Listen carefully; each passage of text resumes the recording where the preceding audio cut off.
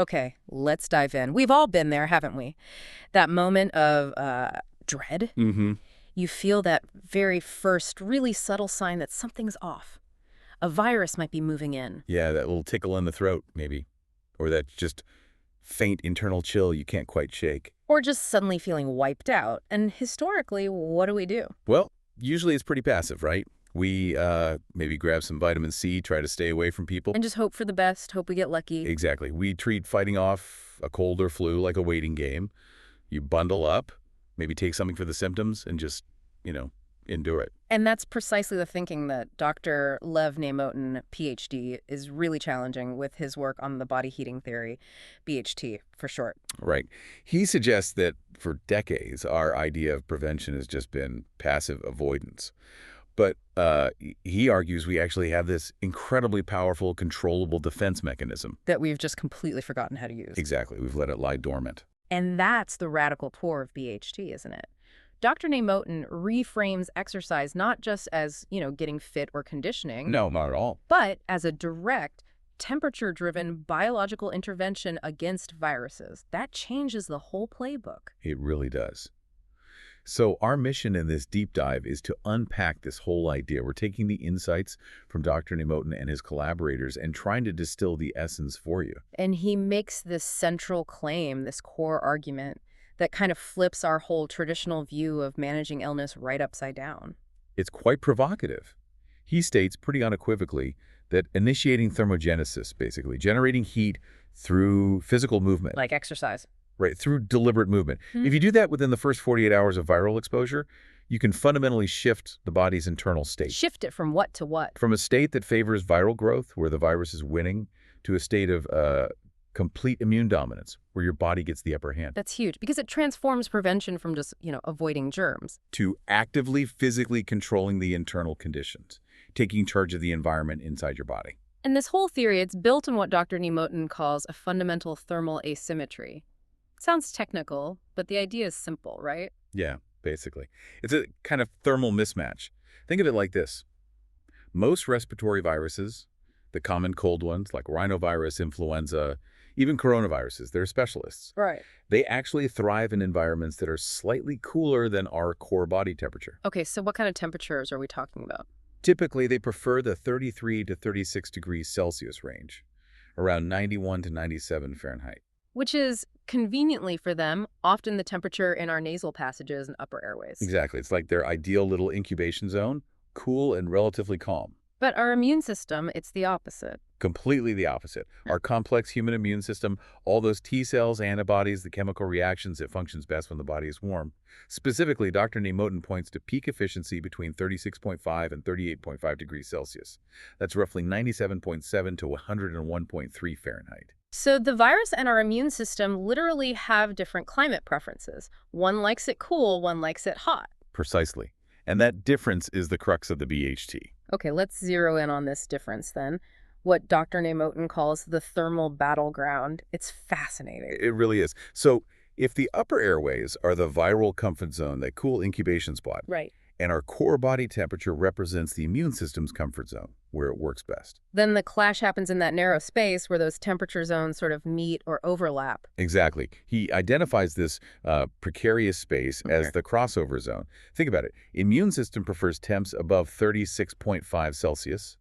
Virus thrives below 36 Celsius. So there's this little window, maybe 35 to 37 degrees C, right in the middle. That's it. Roughly a 2-degree window where both the pathogen and the host's defenses are fighting for kinetic advantage. It's like a contested territory. And what's really striking is how sensitive this balance is. Dr. Nemotin asserts that just shifting the temperature within this narrow band, maybe only half a degree Celsius or 1 degree, Just 0.5 to 1 degree C. can actually determine the outcome. Whether we get sick or fight it off, that's an incredibly small margin. It really highlights the tipping point nature of it.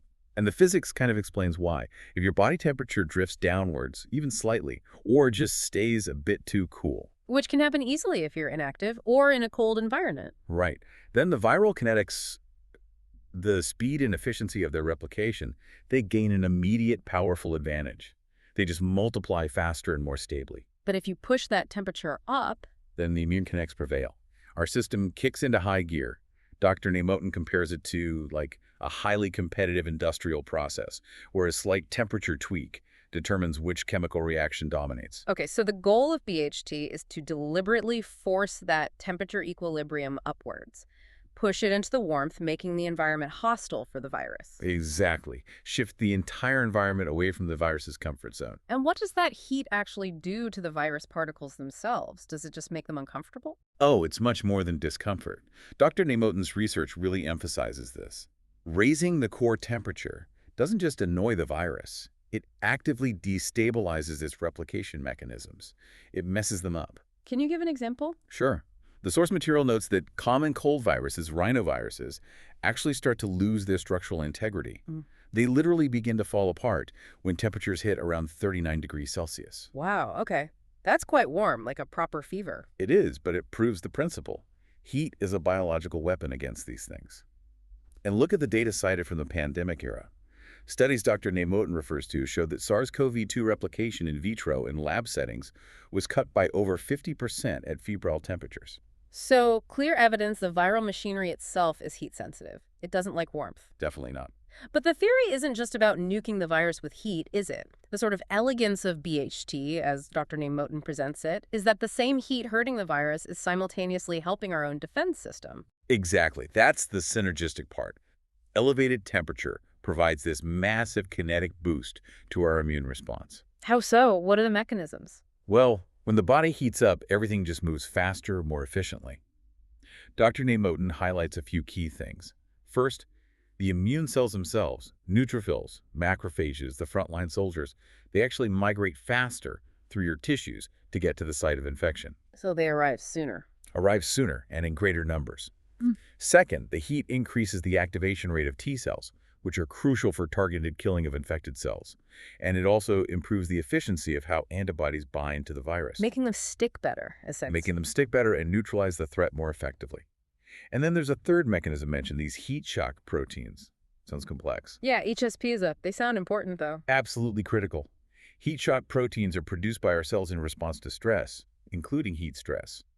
In the context of an infection, Dr. Nemoten explains they're crucial for improving viral antigen presentation. What does that mean in simple terms? It means they help our immune system basically grab pieces of the captured virus and display them more effectively on the surface of immune cells, like putting up better wanted posters. Ah, so the T cells can identify the enemy more easily. Exactly. It makes it easier for the T cells to recognize, target, and destroy the infected cells or the virus itself.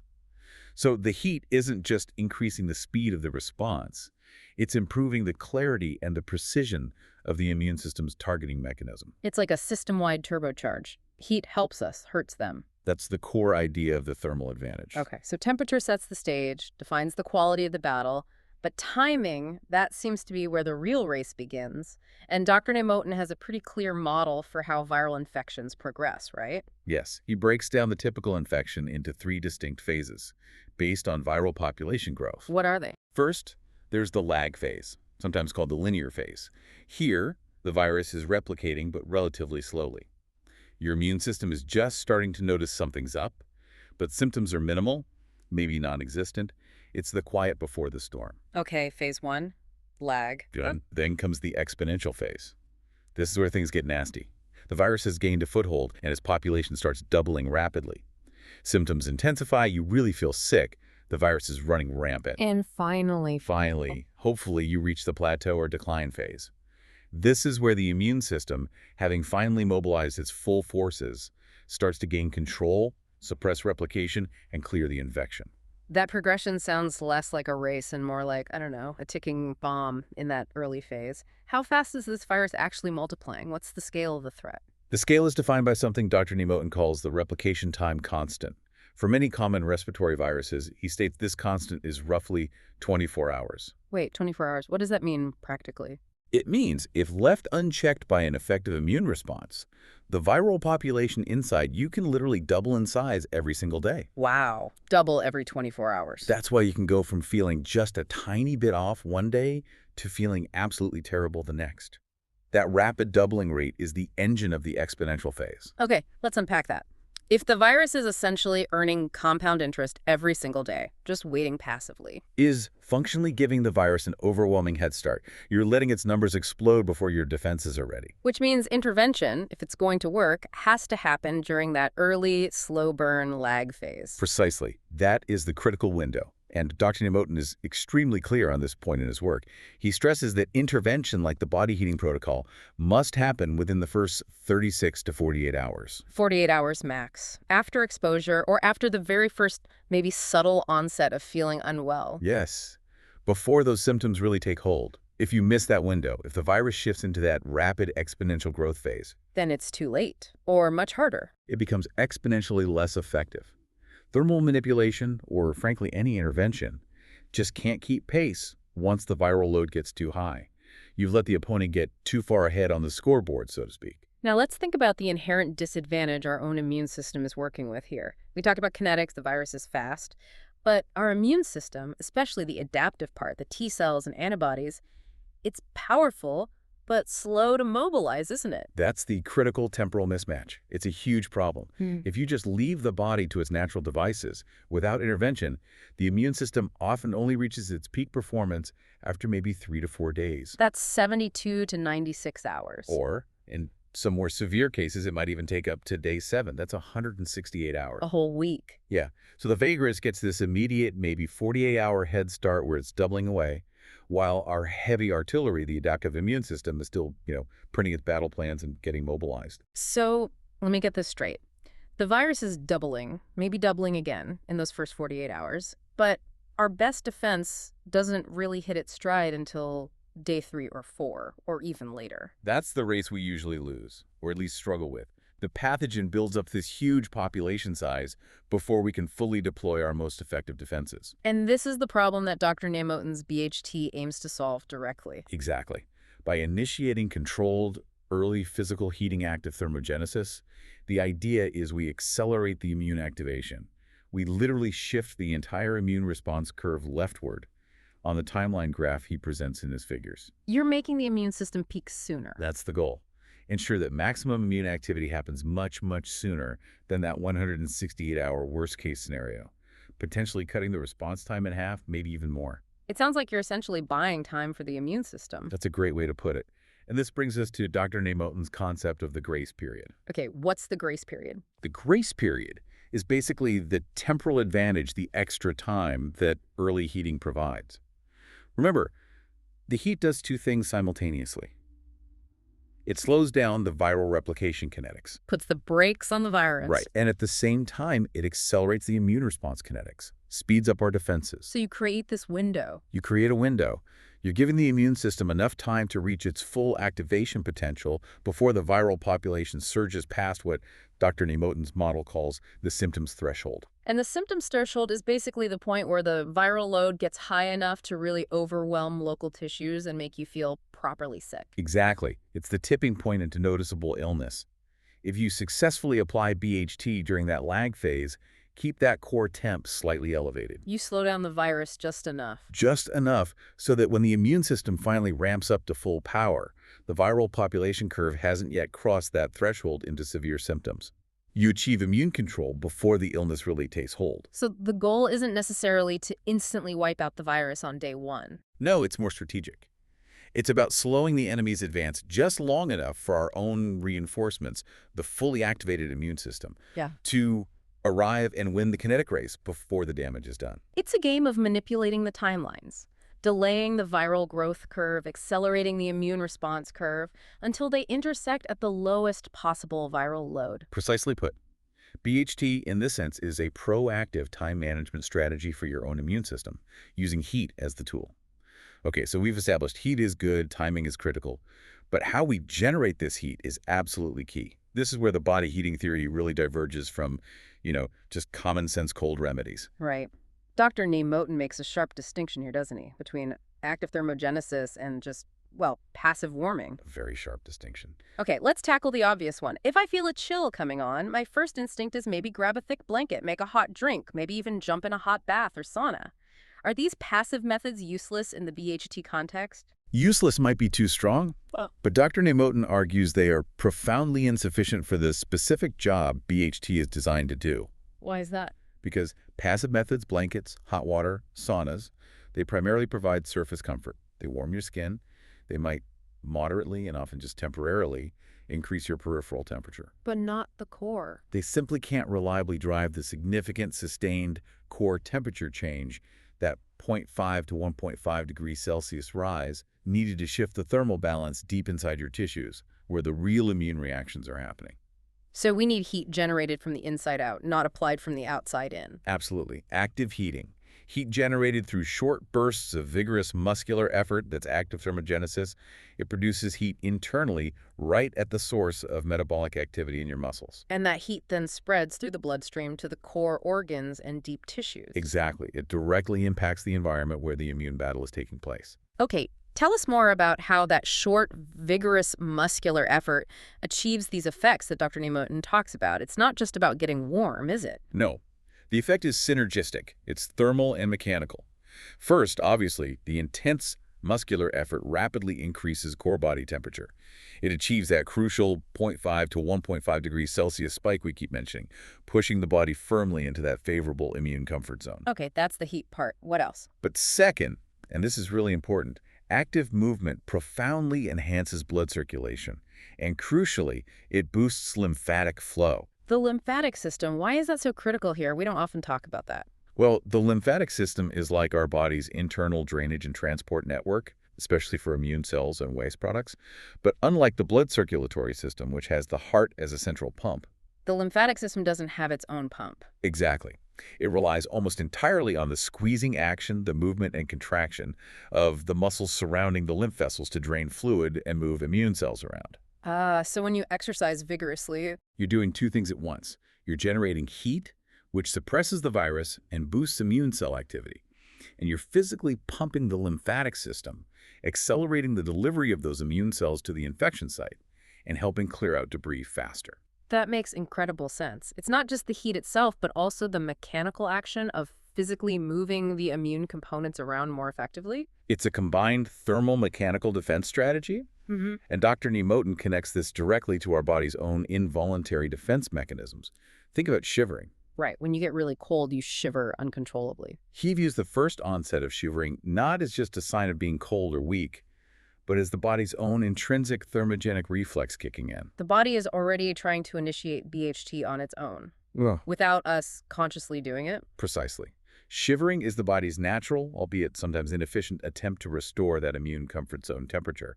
It uses involuntary rapid muscular contractions to generate heat. So intentional, vigorous exercise, active thermogenesis is basically taking control of that same process. Exactly. You're just accelerating it, making it more efficient, and stabilizing the core temperature safely and deliberately, ideally before the virus can exploit a potentially cooler state. You're preempting the need for shivering by taking voluntary action. So logically, if you feel that slight internal chill, that first sign, the response shouldn't be to just bundle up tighter, which might actually suppress the shivering reflex. But potentially to initiate controlled, intense movement to generate heat from within. that follows directly from the theory. And this leads us to a really important critique Dr. Nemotin raises about how we typically manage colds and flu. Yes, what he calls the paradox of symptom suppression. Tell us about that. Well, think about standard cold and flu medications. What do many of them do? They aim to reduce fever, aches, and general discomfort. Make you feel better, basically. Right, but by specifically lowering fever or preventing the body from even running a mild fever in the first place, Dr. Nemotin argues these medications might inadvertently be prolonging the infection. By making things more comfortable for the virus. Potentially, yes. By keeping the body temperature comfortably within the viral comfort zone, and by suppressing the natural thermal defense mechanisms like that beneficial low-grade fever that would otherwise help resolve the illness more quickly. Wow. So we might feel better in the short term, less miserable. But we might be sacrificing the speed of recovery. We could be giving the virus more time to multiply relatively unchecked just because we intervened to lower the temperature that was actually helping our immune system fight. That's a really counterintuitive idea. According to Dr. Nemotin's framework, then, conventional symptom relief might address the discomfort, but it neglects the underlying thermal imbalance. And therefore offers a potentially less direct, maybe even slower path to actually containing the virus compared to active temperature management. Hmm. His view is we need to respect the biological wisdom behind controlled temperature elevation, whether it's natural fever or induced thermogenesis. Hashtag tab 4, evolutionary and preventive context. This is fascinating. Let's zoom out a bit and look at the bigger picture. Dr. Moten places this body heating theory within a deep evolutionary context, doesn't he? He really does. He argues that our capacity to generate internal heat wasn't just about, surviving cold climates or ice ages. It was actually a fundamental element of self-repair and defense, deeply built into our physiology over millennia. So movement and heat generation were always linked to staying healthy. He describes the connection between movement, warmth, and immunity as fundamentally hardwired into our ancient biology.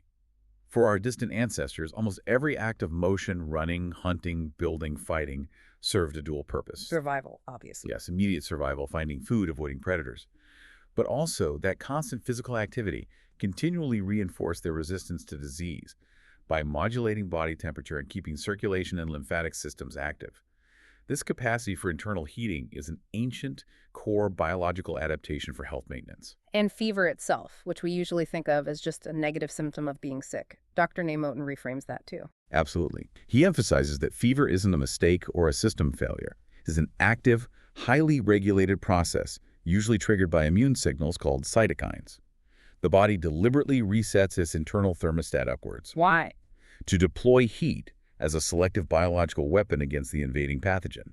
It's an evolutionarily conserved strategy. So the intentional muscle-driven heating in the BHT method, Dr. Moten sees that as what, like a voluntary fever? Essentially, yes. He calls it an artificial fever sometimes. We are consciously leveraging our capacity for movement to achieve the same beneficial thermal shift that the body is naturally programmed to generate during infection. But the key difference is with BHT, we aim to initiate it earlier and maintain control over the process. Which makes our modern, often very sedentary existence look like a huge mismatch with our evolutionary design. Precisely. Dr. Moten points this out clearly. Our current climate-controlled environments, our desk jobs, our lack of consistent, vigorous movement, it leads to an understimulated thermoregulatory system. Our internal thermostat gets lazy. In a way, yes. And consequently, we might have a less responsive immune baseline. We've effectively disconnected that ancient, powerful, movement-heat immune pathway that was so critical for our ancestors' resilience. So BHT, especially using methods like the adaptive resistance exercises he discusses, is seen as a way to forcibly reestablish that link, to wake up that system. That's the idea, to reconnect with this fundamental biological mechanism. And this principle of internally generated heat is so powerful, he suggests it applies well beyond just fighting off colds and flu, right? He calls thermogenesis a universal physiological integrator. Big term. It sounds academic, but the underlying idea is quite simple. The same mechanism, muscle-driven heat improving local conditions that boosts your immune response, is also central to many other bodily functions and repair processes. Like what? Can you give some examples he mentions? Sure. Think about muscle cramps. He suggests localized heating, maybe through targeted muscle activation, can help quickly reset the hyperactive neuromuscular loops that cause cramping. Okay, interesting. Or therapeutic massage. Part of why it feels good and helps recovery is the heat generated, enhancing blood flow, which accelerates tissue repair. Right. Even think about the risks of sitting still for too long, like on a long flight or at a desk all day. That stagnation increases the risk of thrombosis blood clots. What's the best immediate prevention? Movement. Targeted muscular thermogenesis is the most accessible way to stimulate circulation and prevent that dangerous stagnation. So if movement equals heat, and heat equals optimized system function in many areas, then prolonged inactivity really is a drag on our overall systemic health, isn't it? It seems to be, based on this framework, which is why the BHT principle isn't just presented as a reactive treatment for when you're already exposed or sick. It also suggests a strategy for continuous health optimization. You mean using it preventively? Exactly. This brings us to the preventive conditioning aspect of Dr. Moten's work. So you can use BHT before you even feel exposed or think you might be getting sick? Yes, that's a key insight he proposes. He suggests that engaging in regular, maybe milder, periodic bouts of thermogenesis can actually optimize your microcirculation and maintain a higher state of immune readiness, especially during high-risk periods like, say, the winter months. How regular? What kind of routine is he suggesting? He gives an example, suggesting perhaps 5 short 4-minute bursts of activity spread throughout the day during winter. 5 4-minute bursts, that's only 20 minutes total. That sounds like a really small investment of time. It is, but the goal isn't a marathon workout. It's about repeatedly stimulating the system, maintaining a sort of high-alert internal environment through these brief thermal pulses. So you're not waiting for the scratchy throat. You're trying to maintain an immune baseline that makes it less likely that minor exposures will even progress to the point of symptoms. That's the idea. By constantly practicing this adaptive thermoregulation, you're potentially training your body to respond faster and more efficiently to any viral challenge that comes along, reinforcing your resilience against a whole range of stressors, not just viruses. #Shag5. Practical implementation and future research outlook. Okay, this is all incredibly compelling. Let's get down to the really practical side. If someone listening wants to try this, based on Dr. Namatson's framework, what does this anti-cold protocol actually look like? What are the crucial steps? Well, the absolute #1 rule, repeating what we said earlier, is timing. It remains paramount. Start early. Start immediately. The routine should ideally be initiated right after a potential high-risk exposure. Think getting off a plane, being in a crowded indoor space for a long time, or close contact with someone you know is sick. And if you miss that exposure window, Then you initiate it at the very first, most subtle sign of potential illness. Don't wait for full-blown symptoms. That throat irritation, that weird little shiver, sudden unexplained fatigue, that's your trigger. Act then. and the specific physiological goal hasn't changed, you're aiming for that measurable core temperature rise. Correct. That zero 0.5 to 1.5 degrees Celsius increase, and crucially, you want to achieve it within minutes, not hours. Speed and intensity are key. Which means not just any exercise will do, right? It needs to be specific. Exactly. The protocol relies on intense, short bursts of really vigorous muscular effort. Dr. Nemotin and his team often use specialized adaptive resistance tools in their development work because those allow for maximum effort through a full range of motion very quickly. But if you don't have those specific tools, He suggests that comparable high-intensity bodyweight movements could also work. The key principle is engaging very large muscle groups, getting them working at near maximum effort very quickly to generate that metabolic heat rapidly. what specific exercises does Dr. Nemotin recommend for this kind of thermal efficiency? The focus is on compound movements exercises that recruit a lot of muscle tissue all at once. He often mentions things like the elbow squeeze, the front press, the high press, and iso squats, both front and back variations. Why those? Because they're designed to harness the body's largest muscle groups, legs, chest, back, shoulders, essentially using your biggest engines to convert physical effort directly into metabolic heat as fast as possible. Okay, how intense are we talking here? Give us the specifics of the routine he outlines. It's pretty demanding.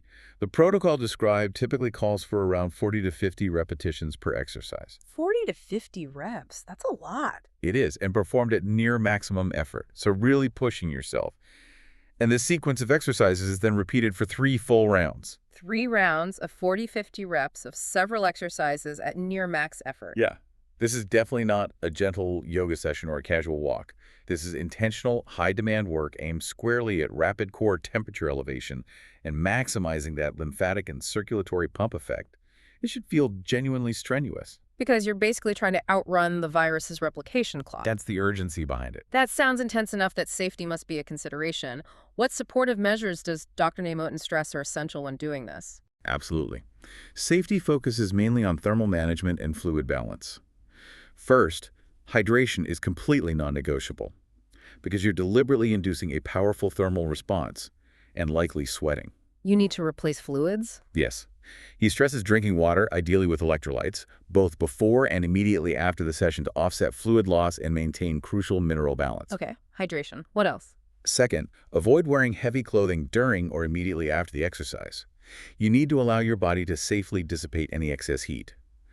Bundling up in heavy sweaters would counteract the goal and could even be dangerous by trapping too much heat. Right, let the body regulate naturally once the heat is generated. And this isn't just a one-time thing, is it? You do this once and you're good. No, definitely not. This strategy, according to the BHT framework, requires sustained effort during that critical early phase. Dr. Nemotin generally recommends repeating these short, intense sessions 2 or 3 times a day. 2 or 3 times daily. Yeah. Until when? Until any potential symptoms completely subside, or until you feel confident the threat or exposure period has passed. This sustained approach aims to ensure the body consistently maintains that elevated immune readiness throughout that crucial 36 to 48-hour window when the virus is most vulnerable to being suppressed. This really does offer a potentially accessible, non-drug-based, immediate way to try and deploy thermal immunity. It's quite empowering. But we have to ask, where does the actual clinical research stand on this? That's a really important point. While the theoretical framework, which is grounded in pretty solid principles of thermal physics, physiology, and evolutionary biology, is highly compelling, Dr. Nemotin himself is very clear in emphasizing that more systematic, rigorous clinical research is absolutely needed. So it needs more formal validation before it becomes, say, standard medical advice. Exactly. It needs to be translated from this strong theoretical model and anecdotal evidence into a clinically validated standard. We need more empirical proof. What kind of studies would be most useful to really nail this down? Ideally, we need well-designed, controlled comparative studies. Studies that directly compare groups using early thermogenic intervention, like the BHD protocol, against control groups using conventional methods, just rest, maybe symptom-suppressing meds. And what would these studies measure? They'd need to rigorously track key physiological metrics, things like precise core temperature profiles over time, levels of specific immune markers like cytokines, maybe viral load measurements, and of course, track symptom duration and severity objectively. The goal is to quantitatively demonstrate that temporal advantage does early heating actually shorten illness or reduce severity consistently. Okay, so the research needs to catch up to the theory. And finally, what about getting this idea out there? Public awareness. Yes, that's the final piece. If the research does bear this out, then integrating this concept of timing-based active preventive strategies into mainstream public health messaging could be really impactful. Imagine PSA suggesting a quick heat-up session after flying. It's exactly. Simple, actionable advice emphasizing the power of early thermogenic activation within that critical first 48-hour window. It could potentially have a significant impact on population-wide immune resilience and maybe reduce the burden of common respiratory infections. Yeah. Hashtag outro. Wow, what a really profound reframing of how we view our own body's defense systems. Dr. Lev Nemotin's body heating theory, BHT, it really provides this scientifically grounded framework for active physiological self-defense. Yeah, it leverages our own innate capacity for movement-induced heat to try and rapidly shift that internal thermal balance, moving it away from the virus's happy place and into our immune system's optimal zone. And doing it during those earliest, most critical hours of a potential infection. The synthesis is pretty powerful when you think about it. Yeah. By deliberately, temporarily creating a warmer internal environment, you're aiming to make conditions hostile for the virus, while simultaneously setting the perfect operational stage for your own immune system to kick in faster and harder. Forcing the acceleration of immune control, as you said earlier. But so the key actionable knowledge for you, the listener, distilled from Dr. Nemotin's work, really seems to be the sheer power of timing. That first 48 hours, that initial lag phase, that seems to be the non-negotiable window. Absolutely. Don't wait for the full-blown fever or the bad cough. The idea is to employ a brief, vigorous heat-up session at the very first whisper of trouble. It's an immediate physical response to what is essentially a biological time constraint. You're racing the clock. And Dr. Nemotin's final thoughts on this topic, as presented in his work, are quite resonant, I think. He posits that this heat we generate internally through movement, something that was once absolutely essential for our ancestors' survival, it might just be our most ancient and perhaps our most underused form of medicine today. We've become too passive, maybe, in the face of infection. That's the implication. Which leaves us with a really provocative closing thought, doesn't it? One that maybe extends beyond just fighting off the flu or a cold. How so? Well, if our bodies are fundamentally designed to use movement to generate life-saving heat and optimize system performance across the board, how often do we ignore those subtle signals our body might be sending? That slight chill, that unusual fatigue, that feeling of just being off. Signals that our body might actually be asking for active thermogenic intervention. Exactly. Maybe the answer to maintaining general systemic health or heading off a viral setback before it even starts isn't always just rest and stillness. Perhaps it's about recognizing and harnessing the power of controlled, vigorous motion when our body hints that it needs it. Our inner furnace. Our inner furnace might just be the best pharmacy we have and we've just forgotten how to turn it on properly. Something to definitely think about.